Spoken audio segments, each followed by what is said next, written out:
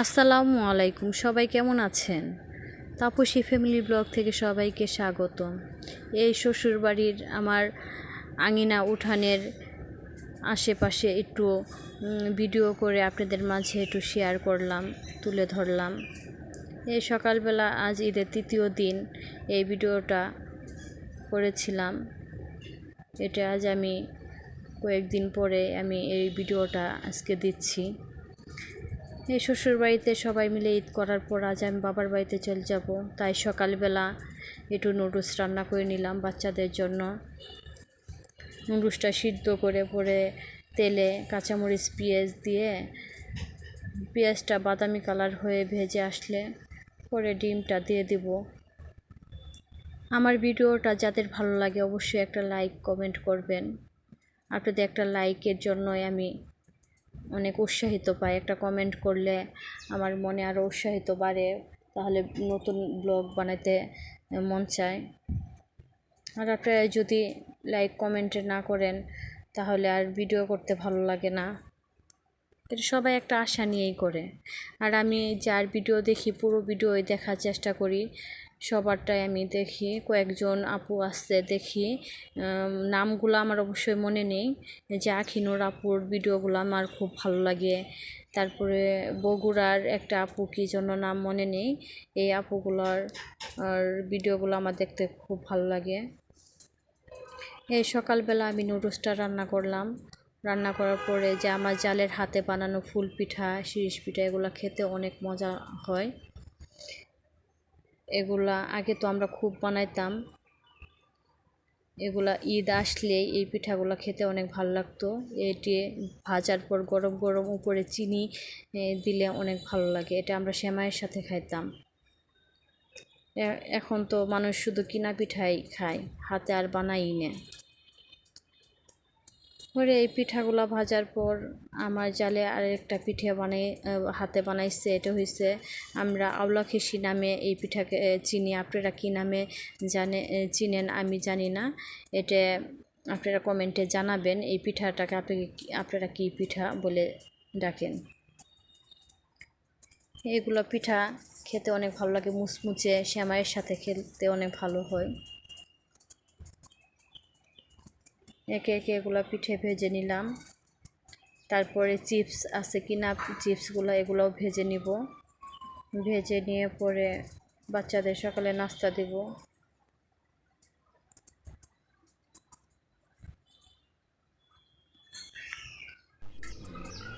একে একে আমি সব চিপস পিঠা ভেজে নিয়েছি।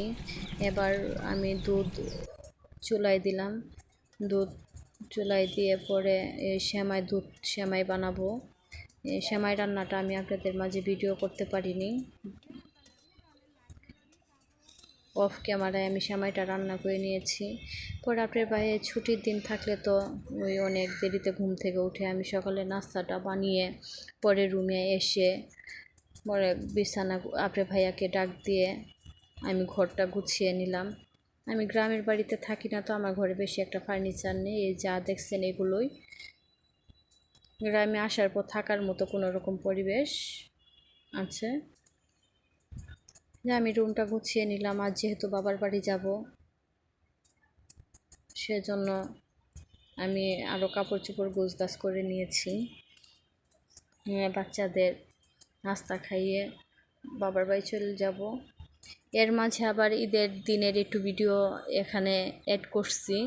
এই যে আমার মেয়ে ও দাদার কাছ থেকে ঈদ সালামি পেয়েছে, অনেক খুশি। আপন দাদা নেই, ওর নিজের দাদা নেই। এটা আমার চাচা শ্বশুর। আমার শ্বশুর এরা দুই ভাই, আমার শ্বশুর বড়, আর এটা আমার ছোট চাচা শ্বশুর। এই একটা চাচা শ্বশুরই বাড়িতে থাকে, আর আমার দেবর থাকে। সব নাতিরা মিলে আমার চাচা শ্বশুরকে ধরছে ঈদ সালামি নিবে। যে এভাবে আমরা ছোটোকালে অনেক আনন্দ করছি। ঈদ সালামির জন্য সবার পিছে পিছে ঘুরছি, মামা চাচা ভাই দাদা দাদির কাছে ঈদ সালামি পাওয়ার জন্য অনেক আনন্দ লাগতো। যে এবার আমি চলে যাব বাবার বাড়ি। বাবার বাড়ি যাওয়ার উদ্দেশ্যে রওনা হয়েছি। এটা আমাদের নিজস্ব গাড়ি। এই বাড়িতে আসলে একবার বাবার বাড়ি যায়, আবার শ্বশুর বাড়ি যাই এই গাড়ি পাকতেই। পরে আমার মা ফোন দিয়ে বলল যে আমাদের বাড়িতে, বাবার বাড়িতে না যেতে, আমার বড় আপু অসুস্থ, তো বলল যে তোমার বড় আপার বাসায় চলে আসো। আমার বড় আপার বাসা আর আমার মার বাসা 10 মিনিট দূরত্ব, বেশি একটা দূরে না, এই পাড়া আর ওই পাড়া। তো মার বাড়ি না যেয়ে যে অবশেষে আমার বড় আপার বাসায় চলে আসলাম। আমার বড় আপার জালের অনেক গরু, ছাগল, ভেড়া, এগুলো দেখতে অনেক ভালো লাগে, তাই আমিও দেখলাম, আপনাদের মাঝে একটু তুলে ধরলাম। ছাগলে কি সুন্দর পাতা খায়, গাছের বেঁধে দিচ্ছে, অনেক সুন্দর, এগুলো দেখতে অনেক ভালো লাগে। কি সুন্দর ছাগলের বাচ্চাটা পাতা খাচ্ছে, দেখেন। গ্রামের পরিবেশ কম বেশি সবারই ভালো লাগে। যে আমার বড় আপার গাছে কি সুন্দর ডালিম ধরে আসছে, ডালিমগুলো না পাকতেই নষ্ট হয়ে যায়, ফেটে যাচ্ছে, পোকা হয়ে যায়। পরে একটা ডালিম আমার বড় আপা পেড়ে দিল, আমার ভাগ্নে পেড়ে দিচ্ছে, দেখি যে ফাটা, না পাকতেই ভিতরে লাল না হইতেই ফেটে গেছে, কিন্তু রস অনেক মিষ্টি, খেতে অনেক ভালো লাগে। তারপরে যে এখানে আমার বড় আপু রান্না করে, ছোট্ট একটা রান্নাঘর। তারপর আবার দেখি 3টে ছাগলের বাচ্চা একসাথে পাতা খাচ্ছে। তারপর বললাম এটা একটা ভিডিও করে ফেলি, আপনাদের মাঝে এটা তুলে ধরলাম। কি সুন্দর দেখেন, এই ছাগলের বাচ্চাগুলো অনেক দেখতে ভালো লাগে। ভেড়া,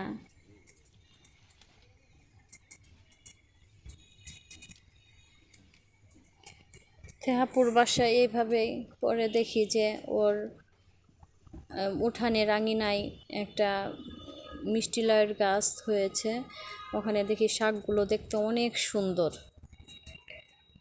পরে আপুকে বললাম যে আপু, তোমার মিষ্টি লাউয়ের শাক কিছু করো, কাটো, এগুলা দিয়ে শুটকি দিয়ে রান্না করো। পরে যে আমার আপু তো অসুস্থ একটু, এটা আমার বড় আপু, যে আমার দুলাভাই শাকগুলা উপরে থেকে পেড়ে দিল। পরে আমার মা এগুলো রান্না করবে, মেজো আপু সব কিছু কেটে বেছে রেডি করে দিয়েছে। আমরা 3টা বোনই, আমি ছোট। এটা আমার মেজো আপু আসছে ঈদের পরে শ্বশুরবাড়ি থেকে, আমিও আমার শ্বশুরবাড়ি থেকে গেছি। পরে বড় আপু অসুস্থতার জন্য ওর বাড়িতে চলে গেছি, ডাইরেক্ট বাবার বাড়িতে না যেয়ে। পরে যে আমার আম্মু শুটকি দিয়ে মশলাটা কষিয়ে, পরে সব শাকগুলো, সব সবজিগুলো শুটকির সাথে দিয়ে রান্না করলো। এভাবে শুটকি খেলে ভালো লাগে, মার হাতের রান্না অনেক ভালো লাগে। শুটকিটা আমি রান্না করলে অত মজা হয় না, আপনাদের ভাইয়া অত খায় না, সেজন্য আমার বেশি একটা শুটকি রান্না করা হয় না। বাড়িতে গেলে জালের হাতে আর মার হাতে খাই, বলি যে মাছ গুস্ত হচ্ছে, শুটকি রান্না করো, ভর্তা করো, খুব ভালো লাগে খেতে। যেভাবে মা শুটকি রান্না করে নিল,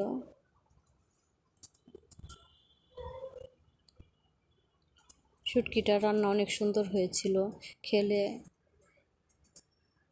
খেয়ে অনেক মজা পেয়েছি। শুটকিটা আর কি বেশি, শাকটা বেশি সিদ্ধ হয় না, আবার বেশি কাঁচা কাঁচাও না, সুন্দর সবুজ কালার হয়েছে, অনেক ভালো লাগলো।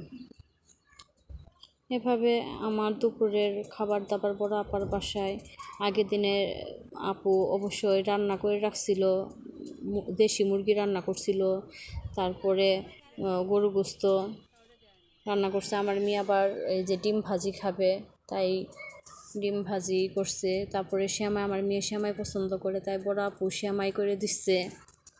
দুপুরে সবাই মিলে একসাথে খেয়ে পরে আপু বলল বাড়িতে চলে যাব।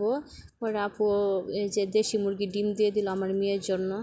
এই যে রাস্তায় দাঁড়ায় আছি গাড়ির জন্য, এবার বাবার বাড়ি চলে যাব, কোনোভাবেই গাড়ি পাওয়া যায় না। অনেকক্ষণ ওয়েট করতে করতে পরে একটা গাড়ি পেয়েছি, পরে বাবার বাড়ি চলে গেলাম। বাবার বাড়ি যে দেখি যে গাছে অনেক পেয়ারা ধরে আছে, কিন্তু খাওয়ার কোনো নাই, পাকে নাই। ওর সময়ে আসছি, মা বললো যে তোমরা চলে যাবে তারপরে পাকবে, তখন তো আর দেওয়া হবে না, কপালে নাই, না থাকলে যা হয়। পরে অবশেষে একটা পেয়েছি, আমার মেয়ে নিয়ে খাইলো। পরে যে আমার ভাগ্নিটা এসেই খেলা শুরু করছে। এখানেই শেষ আমার ভিডিও। সবাই ভালো থাকবেন। আল্লাহ হাফেজ।